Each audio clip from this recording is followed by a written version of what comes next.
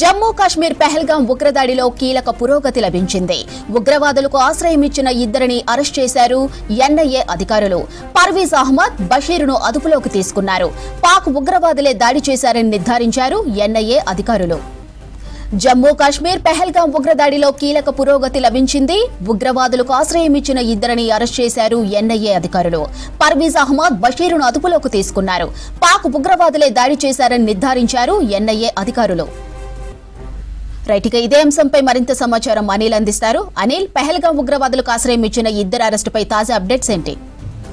ఈ జమ్మూ కాశ్మీర్లోని పహల్గాం దాడి కేసులో, ఉగ్రదాడి కేసులో ఇద్దరు నిందితులను national investigation agency NIA arrest చేసింది. ఈ ఇద్దరు వ్యక్తులు కూడా ఏదైతే అంటే ఏప్రిల్ 22 సరిగ్గా 2 నెలల క్రితం ఈ పహల్గాంలో ఈ ఉగ్రదాడి జరిగింది. సో ఏప్రిల్ 22న మధ్యాహ్నం జరిగినటువంటి ఈ ఉగ్రదాడిలో భారతదేశానికి సంబంధించినటువంటి దాదాపు 26 మంది మృతి చెందారు. ఇందులో 16 మందికి కూడా గాయపడ్డారు, తీవ్రంగా గాయపడ్డారు. సో ఈ దాడి కేసులో కీలకమైనటువంటి వ్యక్తులు లష్కరే తోయిబాకి సంబంధించినటువంటి ఉగ్రవాదులకు ఈ ఇద్దరు వ్యక్తులు అక్కడ ఆవాసం, తర్వాత ఆహారం, వారికి పూర్తిగా కూడా సహకరించినట్లు కూడా ఎన్ఐఏ దర్యాప్తులో తెలిపింది. ఇద్దరు కూడా అదే పహల్గామ్ ప్రాంతానికి చెందినటువంటి ఇద్దరు వ్యక్తులు. ఇందులో మనకి పర్వజ్ అహ్మద్ జోదర్ బట్వట్కా, అంటే పహల్గామ్లోని ఒక ప్రాంతానికి చెందినటువంటి వ్యక్తి. మరొకరు బషీర్ అహ్మద్ జోదర్, ఇతను కూడా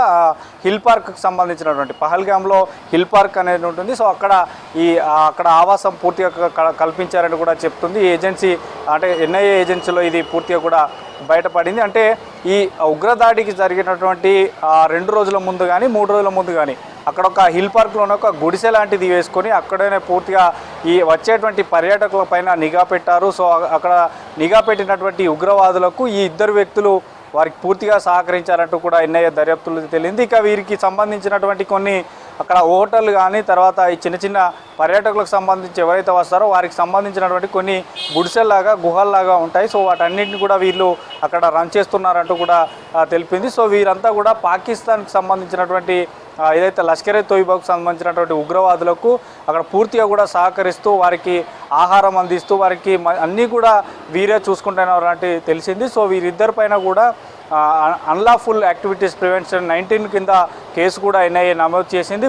పూర్తిగా ఇప్పటికే ఎన్ఐఏ కూడా చాలా మటుకు ఇటు పాకిస్తాన్ వెళ్ళినటువంటి ఎవరైతే ఈ ఇన్ఫ్లుయెన్సర్ ఉంటారో సో వాళ్ళపైన కూడా పూర్తిగా దర్యాప్తు కూడా చేస్తుంది. అందులో భాగంగానే మెయిన్గా ఆ పహల్గాం దాడి ఘటన జరిగింది ఏదైతే ఉందో, సో ఆ ఏరియాకు సంబంధించినటువంటి ఇద్దరు వ్యక్తులను ఒక సమాచారం లాగిందని చెప్పచ్చు. కీలక పురోగతి అయితే వచ్చింది. ఎందుకంటే పహల్గాం దాడి జరిగిన తర్వాత కరెక్ట్ అంటే ఏప్రిల్ 22న ఈ ఘటన జరిగింది. మళ్ళీ ఇది జూన్ 22, కరెక్ట్ 2 నెలలకి ఈ ఇద్దరు వ్యక్తులను కూడా ఎన్ఐఏ అరెస్ట్ చేసింది. సో వీరి నుంచి కూడా సమాచారం రాబట్టనుంది. ఎందుకంటే వీరు ఈ దాడి జరగడం కన్నా ముందు ఈ ఉగ్రవాదులకు ఎట్లాంటి సమాచారం ఇచ్చారు, వారికి ఎట్లాంటి సహాయక సహకారాలు అందించారు, అసలు ఈ పహల్గాం దాడి ఘటన ఎందుకు జరిపింది, సో ఎంతమంది వ్యక్తులు వచ్చారు, వారంతా ఎక్కడి నుంచి వచ్చారన్నటువంటి విషయాలను కూడా వారి నుండి ఎన్ఐఏ ఆరా తీయనుంది. సో ఓవరాల్గా మాత్రం 2 నెలల తర్వాత ఇద్దరు వ్యక్తులని అరెస్ట్ చేసింది. ఇద్దరు వ్యక్తులు కూడా ఎన్ని నెలల నుండి, ఎన్ని సంవత్సరాల నుంచి ఈ పహల్గాంలో వీడు ఇక్కడ మకాం వేశారు,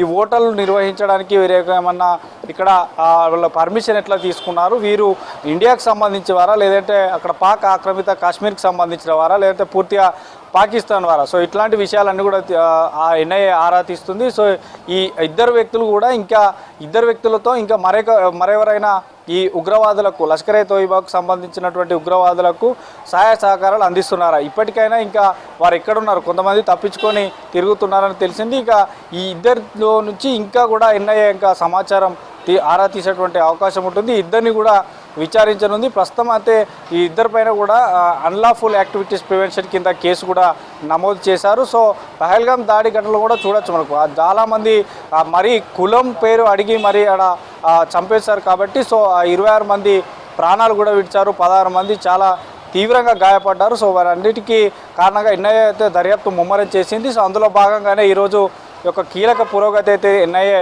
సాధించింది. ఇద్దరు వ్యక్తులపైన ఇంకా కూడా సమాచారం రాబట్టనుంది. ఎందుకంటే ఈ పహల్గాం దాడి ఘటన జరిగిన తర్వాత కూడా మనకి ఆపరేషన్ సింధూర్ కూడా మొదలుపెట్టారు. సో అది అట్లా రన్ అవుతున్నటువంటి సమయంలోనే ఎన్ఐఏ కూడా పహల్గాం జరిగినప్పటి నుంచి ఇప్పటి వరకు కూడా ఇంకా కూడా ఆరా తీస్తుంది. మెయిన్గా ఆ పహల్గామ్ ఆ టూరిస్ట్కి సంబంధించినటువంటి ఏరియాలో ఉన్నటువంటి ఆ స్థావరాల పైన కొంత అనుమానం వచ్చినా కూడా ఆ యొక్క ఏరియాలను కూడా పూర్తిగా దర్యాప్తు చేస్తున్నా. అంటే అక్కడ ఉన్నటువంటి ఆ హోటల్లో కూడా ప్రతి ఒక్కరిని సమాచారం లాభపడుతున్నారు. సో అందులో భాగంగానే వీరిద్దరైతే ఖచ్చితంగా పూర్తిగా కూడా అక్కడ ఒక గుడిసె లాంటిది వేసి వారికి అన్నీ కూడా ఆహారంతో పాటు ఆవాసం, పర్యాటకులు వచ్చే టైము పోయే టైము ఎప్పుడు ఎక్కువ వస్తారు, సో ఇట్లాంటివన్నీ కూడా తెలుసుకున్నారు. సో వీటిపైన కూడా ఎన్ఐఏ ఇంకా కీలక సమాచారం రాబట్టనుంది. ఇద్దరు వ్యక్తులను మాత్రం అరెస్ట్ చేశారు ఎన్ఐఏ మాధురి.